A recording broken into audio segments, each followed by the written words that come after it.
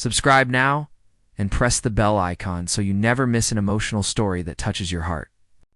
The morning air was crisp and cold outside Buckingham Palace. Tourists from all over the world gathered behind the black iron gates, their cameras ready to capture the famous changing of the guard ceremony. Among the crowd stood Marcus Webb, 38-year-old tourist from Texas, wearing a bright red cap with bold white letters. His loud voice carried across the crowd as he made jokes and comments about everything he saw. James Thornton stood at attention in his iconic red uniform and bearskin hat. He had been a Queen's Guard for 12 years, and in all that time he had mastered the art of remaining perfectly still. His face showed no emotion, his eyes fixed straight ahead. To the tourists, he looked like a statue, but behind that blank expression, James was very much aware of everything happening around him. The ceremony was about to begin when Marcus started speaking louder than before. He turned to his wife and teenage son, making sure everyone nearby could hear his words. He pointed at the guards and laughed about their uniforms, calling them silly costumes. His wife tried to quiet him down, but Marcus only got louder. He pulled out his phone and started recording. Moving closer to where James stood, James felt his jaw tighten, but he did not move. He had dealt with difficult tourists before. Some tried to make the guards laugh, others got too close, and some were just rude. It was part of the job to ignore them all. But something about Marcus felt different. There was a meanness in his voice that went beyond typical tourist behavior. Marcus walked right up to the rope barrier. His phone pointed directly at James. He started talking to his camera, making fun of British traditions and comparing them to American ways. He said the royal family was outdated and pointless. He laughed at the idea of having a king or queen in modern times. His words became sharper and more disrespectful with each passing minute. Other tourists began to notice. Some looked uncomfortable and moved away. A few British visitors frowned at Marcus, but nobody said anything. Everyone seemed to be waiting to see what would happen. The other guards remained perfectly still, following their training. James could feel sweat forming under his heavy uniform. Halt!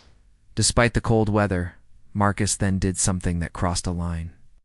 He started making personal comments about the late Queen Elizabeth, who had passed away not long ago.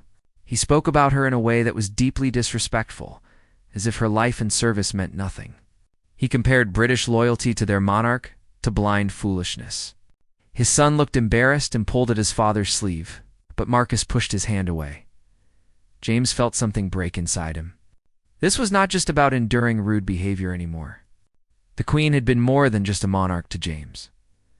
When he was 22 years old and struggling after losing his mother, he had written a letter to the palace during a moment of desperate sadness. He never expected a response, but 6 weeks later, he received a personal reply.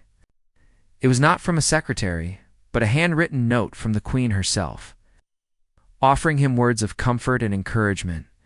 That letter had changed his life. It made him feel seen and valued during his darkest time. He kept it in a frame at home, and it reminded him why he chose to serve. The Queen represented something bigger than politics or tradition to him. She represented kindness, duty, and the idea that every person mattered, no matter who they were. Marcus continued his rant, now bringing up recent political topics and mixing them with his mockery of British culture. He talked about how Americans did not need old traditions and fancy ceremonies. He said the guards were just for show, like actors in a theme park. He stepped even closer to the barrier, his phone inches from James's face. The other tourists started whispering among themselves. Some began recording the scene on their own phones. A palace security officer noticed the disturbance and started walking toward the area, but he was still several yards away. Marcus seemed to be enjoying the attention he was getting. He spoke louder, clearly performing for anyone watching. James could feel his heart pounding in his chest. His military training told him to remain calm and still. He had taken an oath to maintain discipline and represent his country with dignity. But his human heart was screaming something else. The disrespect was not just about him, or even just about the Queen. It was about every person who served. Every tradition that meant something to someone. Every moment of sacrifice that people like Marcus would never understand. Marcus made one final comment, a particularly cruel joke about the royal family and their recent losses. He laughed at his own words, looking around to see if others found him funny. His wife had turned away completely now, her face red with embarrassment. His son stood frozen, wishing he could disappear. That was the moment James made his decision. He knew what it might cost him. He knew the rules he was about to break. But some things mattered more than rules. Some moments required a human response, not a soldier's silence. He could feel the weight of his bearskin hat, the stiffness of his red tunic, and the expectations of everyone watching. But he could also feel the weight of his own conscience. It was heavier than all of those things combined. The crowd seemed to sense something was about to happen. The chattering died down. Even Marcus paused for a second, perhaps feeling the shift in the atmosphere. The morning sun broke through the clouds, casting long shadows across the palace courtyard. Guards stood at their posts like they had for centuries. Tourists held their cameras ready, and in that moment of perfect tension, everything was about to change. James took a breath, deeper than any he had taken during his entire shift. His hands, which had been perfectly still for over an hour, began to tremble slightly. His eyes, which had stared straight ahead without blinking, started to refocus. He was about to do something he had never done before in his 12 years of service. He was about to break the silence that defined his role. And once he started, there would be no going back. James moved his head slightly to the left, breaking his rigid stance. The small movement seemed enormous after an hour of perfect stillness. Every eye in the crowd turned to him. Marcus stopped talking mid-sentence, his phone still recording. The security officer who had been approaching stopped in his tracks, uncertain about what was happening. Then James spoke. His voice was not loud or angry. It was calm, measured, and filled with a quiet strength that made everyone lean in to hear. He looked directly at Marcus, making eye contact for the first time. His words cut through the morning air like a blade. He told Marcus that he understood free speech and different opinions. He said that people could disagree about politics, traditions, and even about the value of monarchy. But there was a difference between disagreement and disrespect. There was a difference between honest criticism and cruel mockery. And there was a difference between being confident in your own beliefs and trampling on what others held sacred. The crowd was completely silent now. Even the usual sounds of the busy London streets seemed to fade away. James continued speaking, his voice steady but filled with emotion.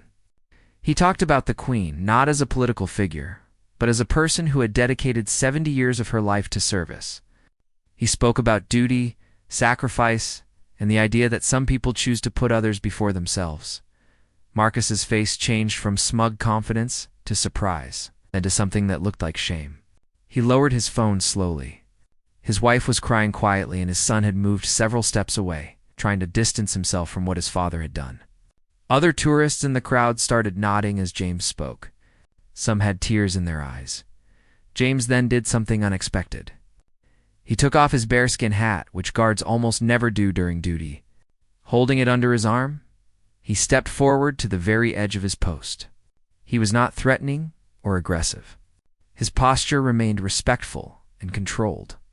But the gesture showed that he was speaking as a human being now, not just as a ceremonial guard. He shared his personal story about the letter from the Queen. His voice cracked slightly when he described how lost he had felt after his mother's death. He explained that his mother had been a nurse who worked double shifts to raise him and his sister alone. She never complained, never asked for recognition. She just served others quietly, much like the Queen had done. When his mother died suddenly from a heart attack, James felt like his world had collapsed. He was in his early 20s, working a job he hated, with no clear direction in life. On a particularly dark night, he had written that letter to the palace. He did not expect anything. He just needed to express his grief to someone, and the Queen had always reminded him of his mother in some way. Both were women who worked tirelessly without seeking glory. The response he received changed everything. The Queen wrote about her own experiences with loss, about finding purpose in serving others, and about how the love of those we lose never truly leaves us. She encouraged him to honor his mother's memory by living a life of meaning and service. Those words had led him to join the military and eventually become a Queen's Guard. Marcus was no longer recording. His phone hung limply in his hand. Several people in the crowd were openly crying now. A British woman in her 70s stepped forward and thanked James for his words. She said her husband had been a veteran who passed away last year, and he had always said that service to something bigger than yourself was the highest calling. James looked back at Marcus and said something that nobody expected. He said he did not hate him or even blame him entirely. He explained that people often mock what they do not understand. They tear down traditions without knowing the stories behind them. They judge service without ever having served. But that did not make it right, and sometimes someone needed to speak up. Even when it was difficult, the security officer had reached the scene by now, along with another senior guard. They looked uncertain about what to do. Technically, James had broken protocol by speaking and removing his hat. But the crowd was on his side. People were taking videos, and the moment was spreading across social media in real time. Forcing James to stop or punishing him visibly would create a public relations disaster. Marcus finally spoke. His voice was much quieter than before, almost a whisper. He apologized. He said he had been showing off, trying to be entertaining, and he had not thought about the real people behind the uniforms. He admitted that he had been wrong and that his words were hurtful. His apology was not perfect or eloquent, but it seemed genuine. James nodded slowly. He told Marcus that everyone makes mistakes, and the measure of a person is not in never falling, but in being willing to stand back up and do better. He said that America and Britain were allies and friends, and that both nations had much to respect in each other. The best of both countries came from people who served, who sacrificed, and who tried to leave the world better than they found it. The crowd began to clap. It started with just one person, then spread like a wave through the gathering. The applause was not loud or showy, but it was heartfelt. Other guards remained at their posts, still silent and still, but several of them had moisture in their eyes. They understood what James had done and why. A tourist from Japan approached and asked James if she could shake his hand. He agreed, and soon a line formed. People from different countries, different backgrounds, and different beliefs wanted to thank him. They told him their own stories about loss, about service, about the things they held sacred. The morning ceremony had turned into something much more meaningful than a tourist attraction. Marcus and his family stood off to the side. His wife approached James during a quiet moment and apologized as well. She explained that Marcus had been going through a difficult time and had been angry about many things lately. She said that was not an excuse, but perhaps an explanation. James listened kindly and told her he hoped they would still enjoy their visit to London. The senior guard finally stepped in and quietly asked James to return to his post. James put his bearskin hat back on and resumed his position. His face returned to its neutral, professional expression. But something had changed. Everyone who had witnessed what happened would remember it. The videos being uploaded online would reach millions. And most importantly, James himself felt like he had honored his mother, his queen, and his own sense of right and wrong. The rest of the ceremony continued without incident. James stood perfectly still once again, but the atmosphere around the palace had completely changed. Tourists who had been rushing to take selfies were now quiet and thoughtful. Some stayed long after the ceremony ended, sitting on benches nearby, talking in hushed voices about what they had witnessed. Marcus and his family left quietly, not making any more comments or videos. As they walked away, Marcus stopped once and looked back at James. Their eyes met briefly, and Marcus gave a small nod. It was an acknowledgement, a silent thank you for the lesson learned. Then they disappeared into the crowd of London tourists, just 3 more people among millions visiting the city. By noon, the videos had exploded across social media. Multiple angles of the confrontation and James's response were being shared thousands of times per minute. News outlets picked up the story. Headlines varied from country to country, but they all captured the emotional power of the moment. Some focused on the guard-breaking protocol, others on the American tourists' disrespect, but most highlighted James's dignified and heartfelt response. Back at the barracks, James sat in the common room with several other guards. Nobody spoke at first. They all knew he was probably in serious trouble. Breaking the silence during duty was one of the most fundamental rules they had. It did not matter that the crowd had supported him or that the videos made him look like a hero. Military discipline was about following orders and maintaining standards. It's not about popular opinion. His commanding officer, Captain Richard Holbrook, entered the room. The guards immediately stood at attention. Captain Holbrook was a stern man in his 50s, with 30 years of service behind him. He looked at James with an unreadable expression and asked him to follow him to his office. The walk down the corridor felt like it took forever. James's mind raced through possible consequences. Would he be dismissed from the guards? Demoted? Publicly reprimanded? Inside the office, Captain Holbrook closed the door and sat down behind his desk. He did not ask James to sit. For a long moment, he simply looked at him, his fingers pressed together in front of his face. Then he sighed deeply and leaned back in his chair. He told James that what he had done was completely against regulations. He had broken his stance, removed his headgear, and engaged directly with a member of the public during a ceremonial duty. James stood straight and accepted the criticism. He said he understood he had violated protocol and was prepared to accept whatever punishment was deemed appropriate. He did not try to make excuses or justify his actions. He simply stated that he had made a choice in the moment and was willing to face the consequences. Captain. Holbrook opened his desk drawer and pulled out his phone. He turned it toward James, showing him one of the viral videos. He asked James to watch it. As the video played showing Marcus's disrespect and James's calm, powerful response, the captain's expression softened slightly. When it ended, he put the phone down and asked James a simple question. He asked him if he would do it again, knowing what he knows now. James thought carefully before answering. He said that he hoped he would never be in that situation again, but if he was, yes, he would probably do the same thing. He explained that there were moments when silence became complicity, when following rules meant abandoning principles. He knew that sounded dramatic, but the disrespect shown that morning was not just about one rude tourist. It was about defending the memory of someone who had shown him kindness when he needed it most. The captain nodded slowly. He told James that he agreed with him personally, but that personal feelings could not override military discipline. However, he also said that the situation was complicated. The public response had been overwhelmingly positive. The palace had received hundreds of supportive messages. Even some members of the royal household had privately expressed that they found James's words moving and appropriate. He explained that James would receive an official reprimand in his file for breaking protocol. That was non-negotiable. But there would be no demotion, no public punishment, and no dismissal. The reprimand would be noted, but it would not significantly impact his career.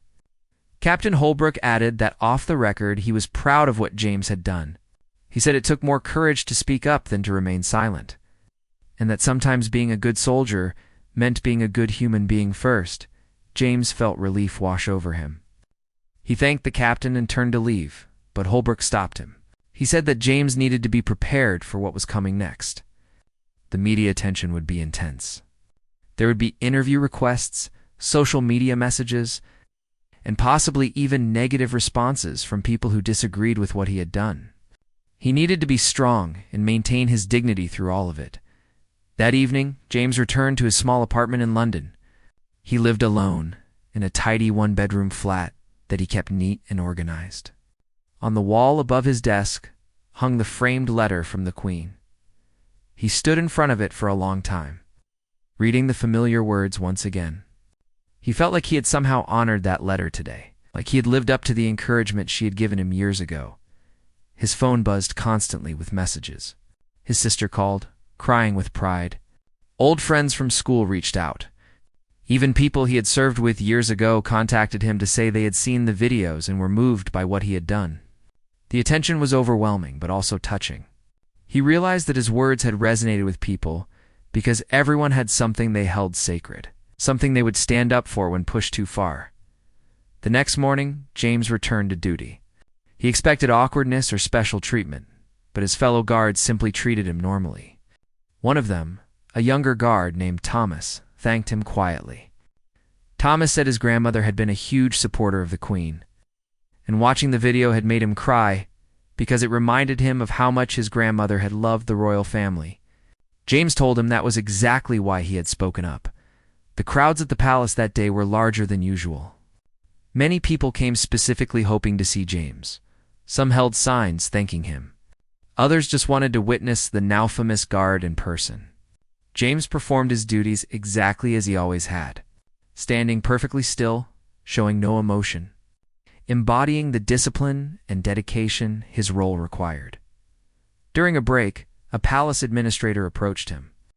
She said that the royal family was aware of what had happened and wanted him to know they appreciated his respect and loyalty. She handed him an envelope. Inside was a brief note on palace stationery. It simply said that his service was valued and that his words had reminded many people why traditions matter. It was signed by a senior member of the royal household. James folded the note carefully and put it in his pocket. He felt a sense of completion, like a circle had been closed. Years ago, he had received unexpected kindness from the Queen. Now, in his own small way, he had defended her memory and the values she represented. It was not about politics or nationalism. It was about recognizing that some people dedicate their lives to service, and that dedication deserves respect. Over the following weeks, the story continued to spread. International news programs featured segments about the incident. Some framed it as a cultural clash between American brashness and British tradition. Others saw it as a universal story about respect and standing up for what matters. Talk shows debated whether James had been right to break protocol. The overwhelming majority of people supported him. There were critics too. Some argued that soldiers should never break ranks, no matter the provocation. They said that allowing personal feelings to override duty was dangerous and set a bad precedent. Others claimed James was being praised only because people agreed with his message, and that guards who spoke up for different reasons would be punished. A few cynics suggested the whole thing had been staged for publicity. James refused all interview requests. He gave a single brief statement through the military press office. He said he appreciated the support, but wanted to emphasize that he was just one guard among many dedicated servicemen and women. He asked that people focus less on him as an individual and more on the values of respect, service, and dignity that should guide all interactions between people. His refusal to capitalize on his fame only increased public admiration. In an age where everyone sought attention and followers, James's quiet dignity stood out. T-shirts appeared online with his silhouette and quotes from his speech. Artists painted portraits of him. A children's book author even wrote a story about a brave guard who found his voice when it mattered most. Meanwhile, Marcus Webb was dealing with his own consequences back in Texas.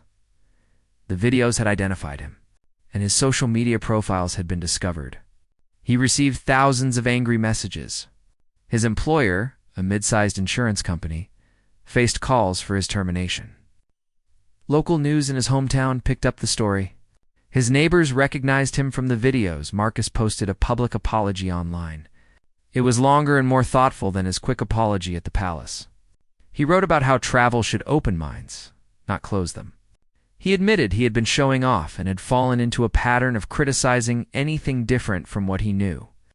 He said meeting James and hearing his story had genuinely changed his perspective. He promised to do better and to teach his son that different did not mean inferior. The apology helped somewhat. But Marcus still faced significant backlash. His company put him on temporary leave while they reviewed the situation. His wife's family, who were more liberal in their politics, had tense conversations with him. His teenage son started researching British history and the life of Queen Elizabeth, trying to understand what his father had mocked.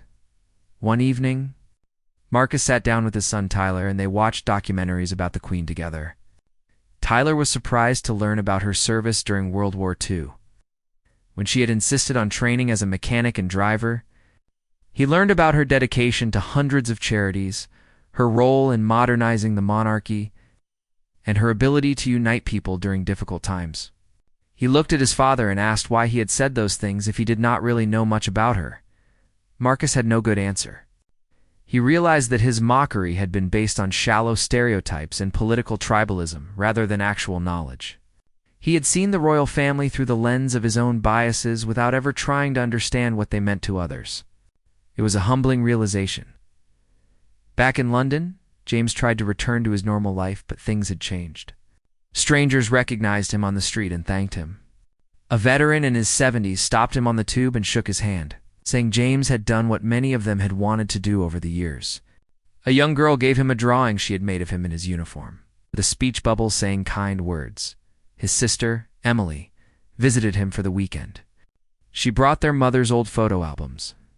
They spent the evening looking through pictures of their childhood, remembering their mother. Emily told James that their mom would have been so proud of him, not just for being a Queen's Guard, but for standing up with courage and grace. James smiled and said he had been thinking about their mother a lot lately.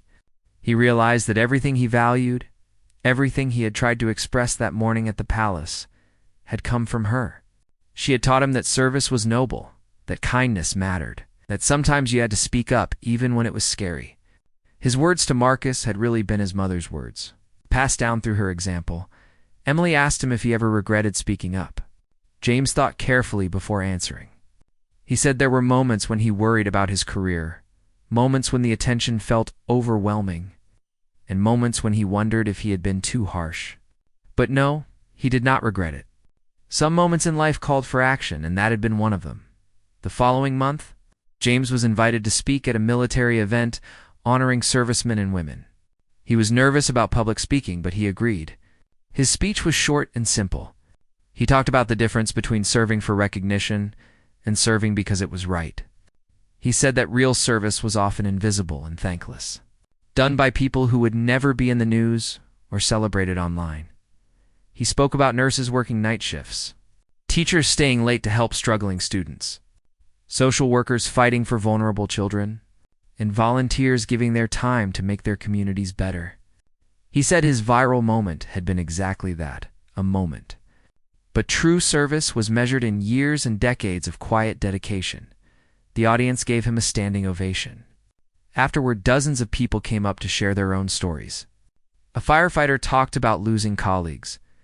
A military wife described the sacrifices of families who supported service members. A charity worker explained how underfunded and underappreciated social programs were.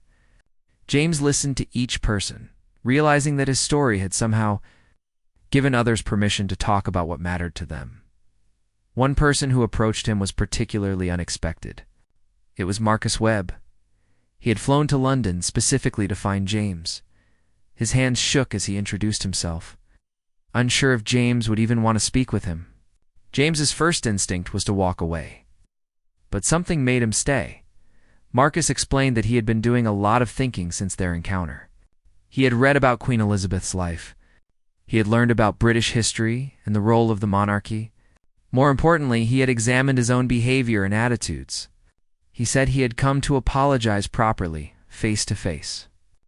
Without cameras or crowds, he told James that he had been raised in a very insular community, where anything foreign or different was viewed with suspicion or mockery.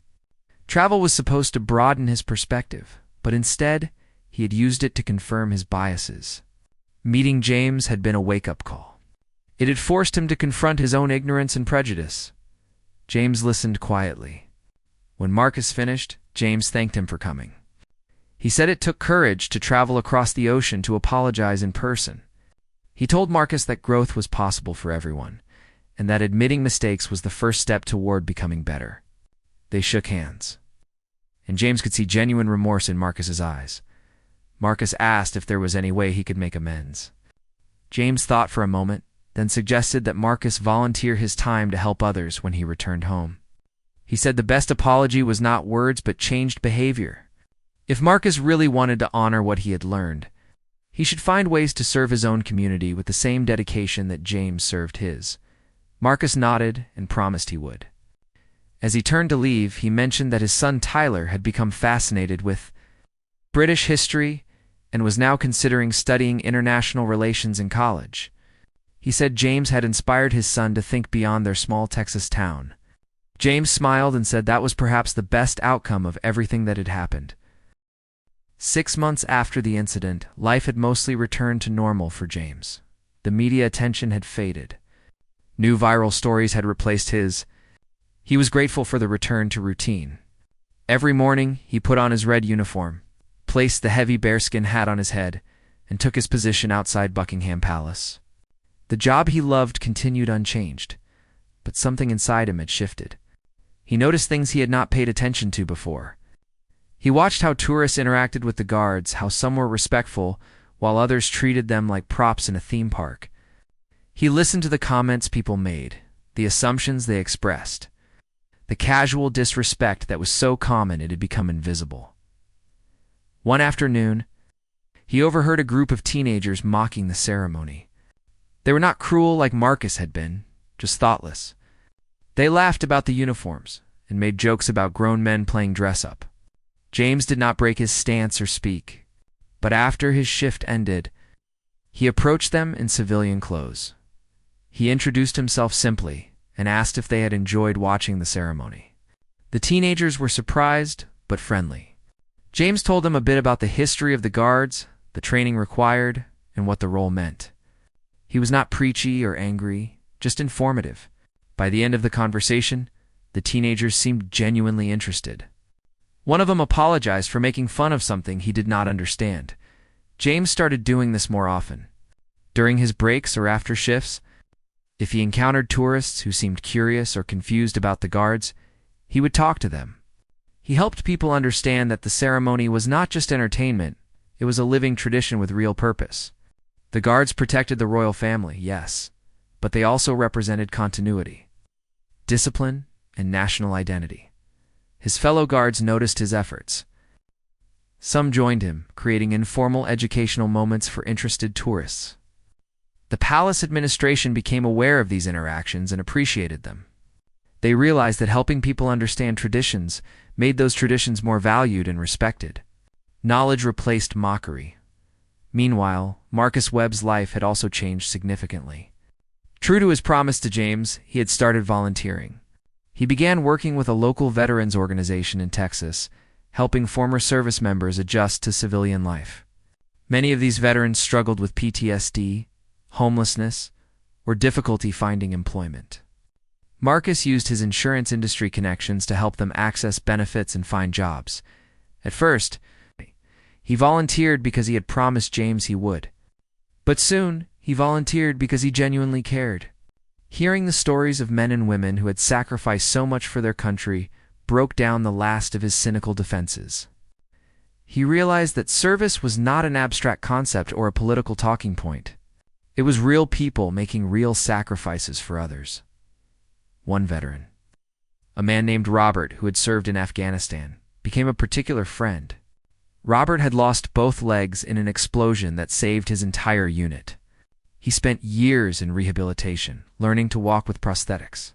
Despite his injuries and the trauma he carried, Robert was one of the most positive and kind people Marcus had ever met.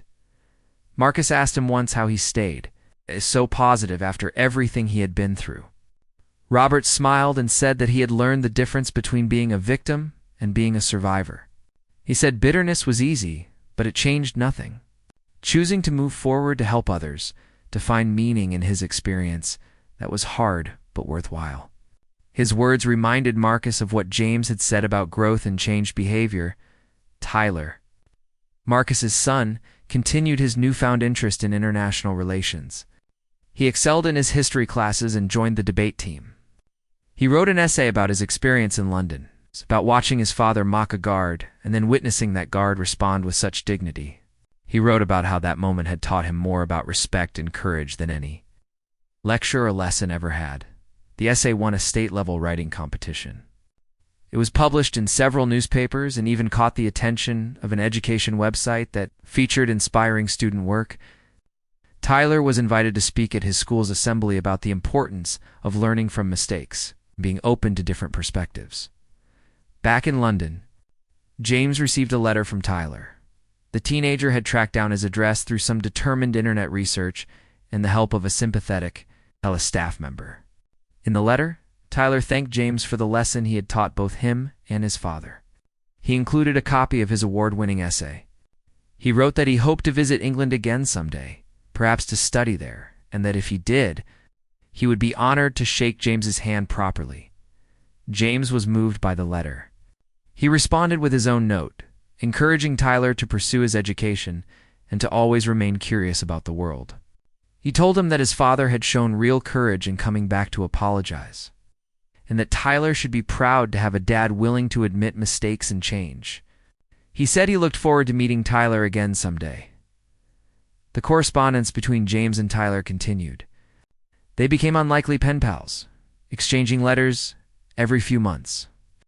Tyler asked questions about British history, military service, and what it was like to stand guard at such a famous location.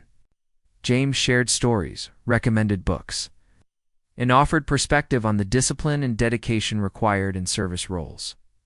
Through Tyler, James learned more about Marcus's volunteer work. He was genuinely impressed by Marcus's commitment to helping veterans. It confirmed what James had hoped, that people could change, that growth was possible, and that one honest conversation could ripple outward in unexpected ways.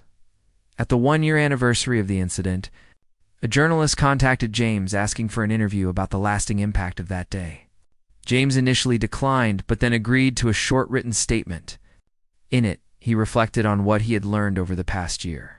He wrote that he had learned how hungry people were for genuine human connection. The viral moment had resonated not because it was dramatic or confrontational, but because it was real. People were tired of performed outrage and fake authenticity. They responded to someone speaking from the heart about things that truly mattered to them. He wrote that he had learned how small actions could have large consequences. His decision to speak up had affected not just Marcus and Tyler, but thousands of people who had watched the videos or heard the story. Some had been inspired to volunteer. Others had reconciled with family members after years of political disagreements. Many had simply stopped to think about how they treated others. Most importantly, he wrote that he had learned the true meaning of the lesson his mother had tried to teach him. She had always said that standing up for what is right is not about being perfect or heroic. It is about being present in moments that matter and choosing courage over comfort. It is about recognizing that every interaction with another human being is an opportunity to either build something or tear something down. The statement was picked up by several news outlets. It generated another small wave of attention, but nothing like the original storm. People read his words, reflected on them, and moved on. James was relieved. He had said what he needed to say, and now he could fully return to the work he loved. One quiet morning at the palace, as James stood at his post, an elderly woman approached the barrier. She looked at him with kind, knowing eyes. She did not try to make him laugh or take a silly photo. She simply said, loud enough for him to hear, but soft enough to be respectful, that her husband had been a guard 40 years ago. He had passed away recently, and she had come to honor his memory by visiting the place where he had served with such pride. She told James that her husband would have been proud of what he had done that day a year ago. She said that guards were often treated as tourist attractions rather than as real people doing important work.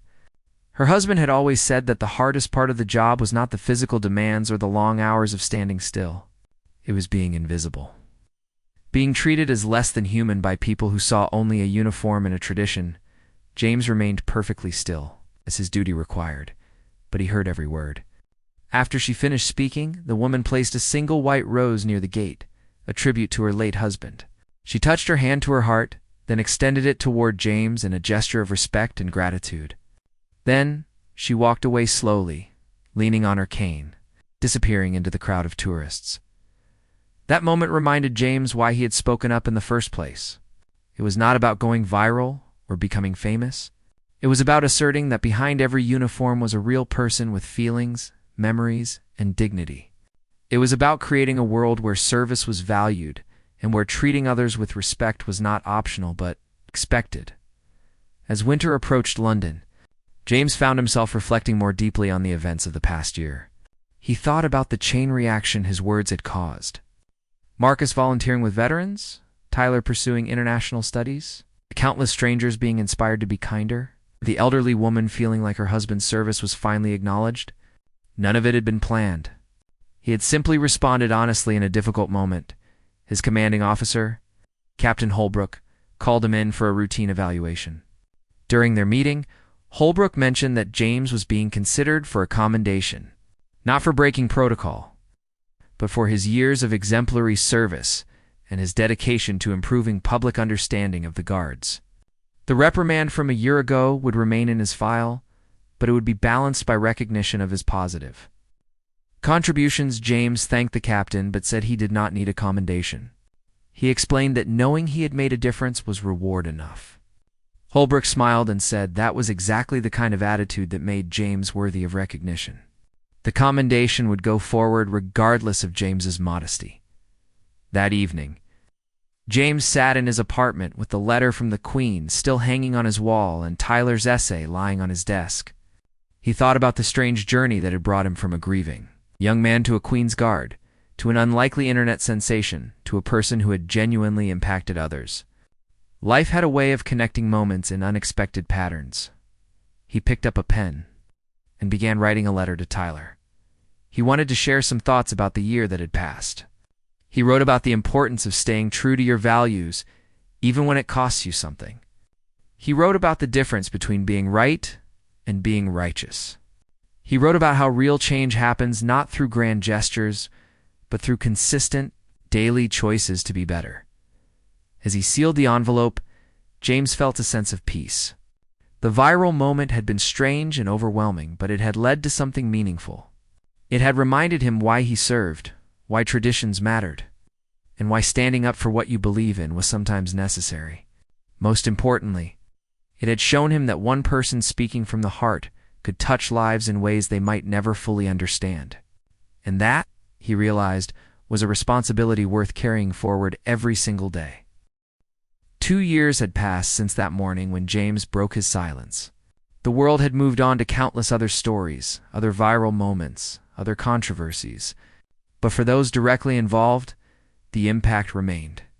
James continued his service as a Queen's Guard, approaching each day with the same dedication he had always shown. The incident had not defined him, but it had deepened his understanding of why his work mattered. On a spring morning, James received unexpected news. Tyler Webb was coming to London.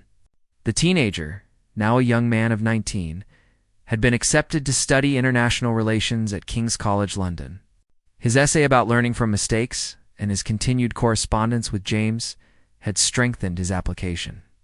Tyler had written about wanting to build bridges between cultures rather than walls, and the university had found his perspective refreshing. Marcus and his wife were accompanying Tyler to help him settle into his new life abroad. They had contacted James weeks earlier, asking if he might be willing to meet with them during their visit. James had agreed, curious to see how much had changed in 2 years. They arranged to meet at a quiet cafe near the palace on James's day off. When James arrived, he immediately noticed the differences in Marcus. The loud, boastful man from 2 years ago was gone. In his place was someone quieter, more thoughtful. Marcus stood when James entered, shaking his hand firmly, but without the aggressive confidence he had once displayed. His wife Sarah greeted James warmly, thanking him for agreeing to meet. Tyler had grown taller and more mature. He shook James's hand with genuine respect and said it was an honor to finally meet him properly. Not as a tourist and a guard, but as two people. They sat down, and for a moment, nobody quite knew what to say. Then Marcus broke the silence. He told James about the past 2 years. After returning to Texas, he had thrown himself into volunteer work, initially out of guilt, but eventually out of genuine passion. He had helped dozens of veterans find jobs, access health care, and rebuild their lives. He had also started giving talks at schools about the importance of respecting service members and understanding that patriotism was not about putting down other countries, but about building up your own. His work with Robert, the veteran who had lost his legs, had particularly changed him. Robert had introduced Marcus to other veterans, each with their own stories of sacrifice and service. Marcus had learned that real strength was not about being the loudest voice in the room. It was about listening, learning, and lifting others up. He admitted that his behavior at the palace had been born from insecurity and a need to feel superior. Meeting James had shattered that false confidence and forced him to rebuild himself into someone better. Sarah added that their marriage had grown stronger through the experience. She said that for years, she had watched Marcus use mockery and criticism as shields against his own fears and inadequacies. The public humiliation of the viral video had been painful, but it had also been necessary. It had broken through his defenses and allowed real change to happen. She thanked James for having the courage to speak up. Even though it had been difficult for everyone involved, Tyler spoke about his own journey. He said that watching his father be wrong and then watching him work to become better had taught him more about character than any book or teacher ever could. He had learned that growth required humility, that understanding required effort, and that respect was something you earned through actions, not something you demanded through loudness. His studies had led him deep into British history, European politics, and the complex relationships between nations. He had come to understand that traditions like the Queen's Guard were not silly or outdated. They were threads connecting past to present, reminding people of values that transcended political moments. He said he wanted to spend his career helping people understand each other across cultural divides. James listened to all of this with quiet attention. When they finished, he told them he was proud of the work Marcus had done and excited about Tyler's future. He said that what had happened 2 years ago could have gone many different ways. Marcus could have become defensive and bitter. Tyler could have been embarrassed and distant from his father. Instead, they had all chosen growth over resentment. He shared his own reflections from the past 2 years. He talked about how the incident had made him more aware of his role not just as a guard, but as a representative of something larger. He had started mentoring younger guards, helping them understand that their job was about more than standing still and looking impressive. It was about embodying values of discipline, service, and dignity. He also admitted that the experience had made him more empathetic toward people who acted out of ignorance rather than malice. Marcus had not been evil that morning, just thoughtless and insecure. Most people who were disrespectful were not bad people. They were just operating from a place of limited understanding or personal pain. That realization had made James more patient and more willing to educate rather than simply judge. Marcus asked James about the letter from the Queen that had inspired his service. James told them the full story about his mother's death, his desperate grief, and the unexpected kindness of a monarch who had taken time to respond personally to a grieving young man. He explained that the letter had shown him that service was not about grand gestures, but about small acts of caring for others. Sarah wiped tears from her eyes. She said she understood now why James had reacted so strongly to Marcus's disrespect. It was not just about defending a public figure. It was about defending a personal memory of kindness during his darkest moment. She apologized again for what Marcus had said, and James accepted the apology with grace. They talked for nearly 3 hours, covering topics from politics to family to the challenges of finding meaning in modern life. Despite their very different backgrounds and the difficult circumstances of their first meeting, they found common ground. They all believed in the importance of service, the value of humility, and the possibility of change as they prepared to leave. Tyler asked James if he could take a photo together. Not a tourist photo with James in uniform, but a simple picture of 2 people who had impacted each other's lives. James agreed. In the photo, they are both smiling. 2 people from different worlds connected by a moment of honest confrontation and the growth that followed. Before they parted, Marcus pulled James aside. He told him that he had been carrying something for 2 years, waiting for the right moment to share it. He handed James an envelope. Inside was a check made out to a military veterans charity in James's mother's name. It was a substantial amount, representing months of savings. Marcus explained that he could never undo what he had said that morning at the palace, but he could honor the woman who had raised the man who had taught him such an important lesson. He hoped that helping other service members and their families might be a worthy tribute to James's mother and to the values she had instilled in her son. James was speechless. He had not expected this, and the gesture moved him deeply. He He accepted the check and promised to ensure it went to a worthy organization. He told Marcus that this was more than an apology or an act of contrition. It was proof that people could fundamentally change when they chose to do the hard work of becoming better. The weeks that followed brought a new rhythm to James's life. Tyler would occasionally stop by the palace during public viewing times, always respectful of James's duty, but clearly happy to see the guard who had changed his family's trajectory. They continued their correspondence, now in person over coffee, rather than through letters across an ocean. Marcus and Sarah returned to Texas, but they stayed in touch through emails and video calls. Marcus sent updates about his volunteer work and asked James's advice on various situations involving veterans. A friendship had formed from the most unlikely beginning, built on honesty, accountability, and mutual respect. James's own family noticed the changes in him. His sister Emily remarked that he seemed more at peace, more confident in his purpose. He told her that speaking up that morning had been scary and risky, but it had also been freeing. He had learned that sometimes the right thing to do was not the easy thing, and that standing up for your values was worth whatever cost it carried. On the 3rd anniversary of the incident, James was promoted to a senior position within the Guards. His years of exemplary service, combined with his efforts to improve public understanding and mentor younger guards, had earned him the recognition and respect of his superiors. The old reprimand in his file had become a footnote in a career marked by dedication and integrity. During the promotion ceremony, Captain Holbrook, now retired but invited to attend, gave a speech. He talked about how true leadership was not about always following rules, but about knowing when principles mattered more than protocol. He said James embodied the best qualities of a serviceman: discipline, courage, compassion, and the wisdom to know when each was needed. That evening, James stood before the framed letter from the Queen one more time. He thought about the journey from that desperate young man to the person he had become. He thought about his mother and how proud she would be. He thought about Marcus, Tyler, and the countless others whose lives had been touched by one honest moment. He realized that the viral video, the media attention, the debates about protocol, none of that had been the real story. The real story was about human connection, about the possibility of change, and about how one person choosing courage could create ripples that spread far beyond what they could see or imagine.